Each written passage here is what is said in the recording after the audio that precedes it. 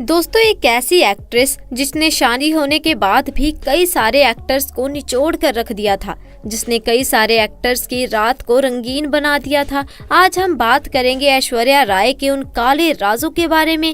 इनके बारे में शायद आप नहीं जानते होंगे। आज भले ही वह बच्चन परिवार की बहू हो, लेकिन इनके ऐसे राज हैं, काली सच्चाइयां हैं जिनको सुनकर आपके होश उड़ जाएंगे। ऐश्वर्या ने साल 1991 में इंटरनेशनल सुपर मॉडल कॉन्टेस्ट जीता ही नहीं था। इसके बाद ऐश्वर्या आमिर खान और महिमा चौधरी के साथ पेप्सी की एक एड में नजर आई थी। सन 1994 में ऐश्वर्या ने मिस इंडिया प्रोजेक्ट में हिस्सा लिया था, जहां पर दूसरे स्थान पर ये रही थी क्योंकि पहले नंबर पर सुष्मिता सेन थी। इसके बाद ऐश्वर्या सुष्मिता सेन से काफी ज्यादा जलन महसूस करने लगी। उन्हें बर्दाश्त नहीं हो रहा था कि वह भारत में मिस इंडिया में दूसरे नंबर पर आई। फिर इसी के बाद ऐश्वर्या मिस वर्ल्ड की तैयारी में जुट गई, जो कि साल 1994 में ही आयोजित हुआ। आखिर ऐश्वर्या ने मिस वर्ल्ड का खिताब जीत ही लिया। कहा जाता है कि ऐश्वर्या ने हेमंत त्रिवेदी के साथ भी इश्क लड़ाया था। ऐश्वर्या ने जो गाउन पहनकर मिस वर्ल्ड का खिताब जीता था, उसे हेमंत ने ही तैयार किया था। इसके लिए ऐश्वर्या ने उसके साथ बहुत मजे किए थे। उसके बाद भी उन्हें फिल्मों में लेने के लिए कोई भी तैयार नहीं था, जिसके कारण खिताब मिलने से 2 से 3 साल तक ऐश्वर्या मॉडलिंग में ही अपनी रोजी रोटी कमा रही थी। मॉडलिंग के दिनों में ऐश्वर्या का दिल राजीव मूलचंदानी पर आ गया था। कहा जाता है कि जब ऐश्वर्या अपने करियर की शुरुआत कर रही थी, तब उन्होंने राजीव को डेट किया था। राजीव अपने जमाने के जाने माने मॉडल रह चुके हैं। दोनों का यह रिश्ता ज्यादा वक्त तक नहीं चला और दोनों जल्द ही अलग हो गए थे। और जब ऐश्वर्या पर डायरेक्टर्स की नजर पड़ी, तब जाकर उन्हें फिल्मों में पहला ब्रेक मिला। साल 1997 में, जो कि तेलुगु फिल्म हीरोवर थी, जिन्हें मणि रत्न ने निर्देशित किया था।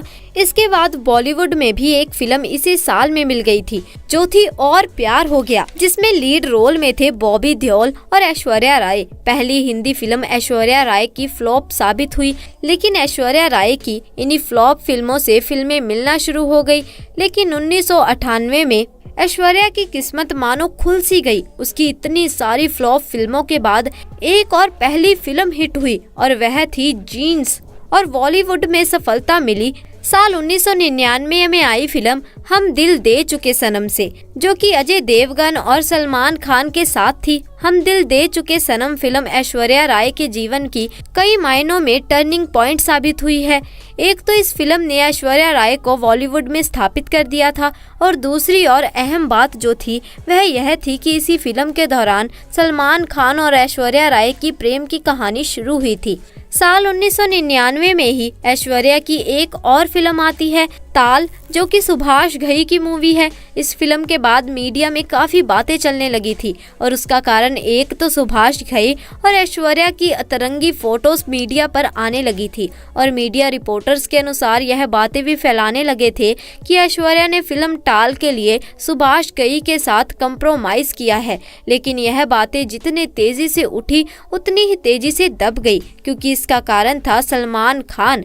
ऐश्वर्या और सलमान खान की प्रेम कहानी के 1 साल बाद ही इन दोनों के बीच में लड़ाई झगड़े की खबरें आने लगी थी। उसके बाद फाइनली 2002 में सलमान खान और ऐश्वर्या राय का ब्रेकअप हो जाता है। जितनी खबरों में इनकी प्रेम कहानियां नहीं थी, उसे कई ज्यादा सुर्खियों में इन दोनों का ब्रेकअप रहा। दरअसल ऐश्वर्या ने उन दिनों मीडिया में बयान दिया था कि सलमान खान ने उन्हें फिजिकल, इमोशनली और मेंटली हरास किया। उस समय ऐश्वर्या के चेहरे पर कई बार चोट के निशान भी देखे गए थे, और उसका कारण यह था कि आप समझ सकते हैं, ऐश्वर्या ने सलमान खान को समझने में 4 साल का समय लिया और अंत में ब्रेकअप कर लिया। इसके बाद ऐश्वर्या का चक्कर चलता रहा विवेक ओबरॉय के साथ। विवेक और ऐश्वर्या ने एक फिल्म की शूटिंग साथ में की, लेकिन अफसोस की बात यह है कि ऐश्वर्या विवेक के साथ भी सिर्फ 2 साल तक ही रही, क्योंकि ऐश्वर्या के विवेक को छोड़ने की वजह भी सलमान खान थे। मीडिया रिपोर्टर्स के मुताबिक विवेक ओबरॉय ने एक प्रेस कॉन्फ्रेंस में खुलासा किया था कि सलमान खान आए दिन ऐश्वर्या और विवेक को जान से मारने की धमकी दिया करते थे। उसके बाद अपनी जान बचाने के लिए अलग होना पड़ा। विवेक ओबरॉय रॉय ने अपना बयान को सही साबित करने के लिए अपने फोन कॉल्स को रिकॉर्ड के रूप में दिखा दिया। इस प्रेस कॉन्फ्रेंस का परिणाम यह हुआ कि हमेशा के लिए ऐश्वर्या ने विवेक से दूरियां बना ली। लेकिन विवेक जब सलमान की धमकियों से थक गए तब उन्होंने प्रेस कॉन्फ्रेंस में बिना ऐश्वर्या और अपने रिश्ते की परवाह किए सलमान खान की असलियत सामने ला दी। विवेक ऐश्वर्या के पास्ट को भूलकर उसके साथ आगे की जिंदगी जीने के सपने देख रहे थे और फिर उस कॉन्फ्रेंस के बाद आए रिएक्शन से विवेक पूरी तरह से टूट गए थे। एक तरफ से ऐश्वर्या भी उसका इस्तेमाल कर रही थी और उनके रिश्ते को तोड़ दिया और दूसरी तरफ उनके करियर को खत्म करने के लिए सलमान उनके पीछे हाथ धोकर पड़ गए।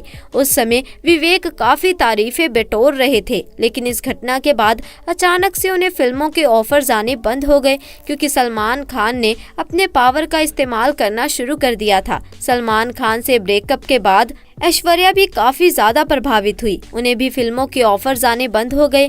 साल 2002 में सलमान और ऐश्वर्या का ब्रेकअप हुआ और 2003 में ऐश्वर्या को कई सारी फिल्मों से निकाल दिया गया, जिसमें चलते चलते एक मूवी भी शामिल है।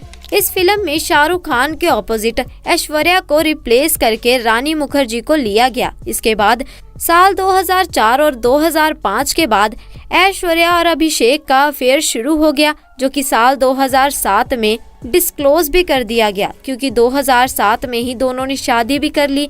ऐश्वर्या राय ने अपने जीवन में इतनी फिल्में नहीं की हैं जितनी उनके जीवन में कंट्रोवर्सी रही है और आज भी है। साल 2005 में ऐश्वर्या और अभिषेक के रिश्ते के बारे में किसी को नहीं पता था। तभी अमिताभ के साथ ऐश्वर्या ने एक गाना किया था कजरारे, जिसमें अभिषेक बच्चन भी साथ में थे, यानी दोनों बाप बेटा, और उन दोनों के बीच में थी ऐश्वर्या राय। इस दौरान यह अफवाह भी पूरी जोरों पर थी कि ऐश्वर्या के लिए अमिताभ ने पूरा एक फ्लोर बुक कर दिया था। अभिषेक और रानी, जो कि इस फिल्म में लीड रोल में थे, और ऐश्वर्या और अमिताभ बच्चन को किसी दूसरे होटल में ठहराए गए थे।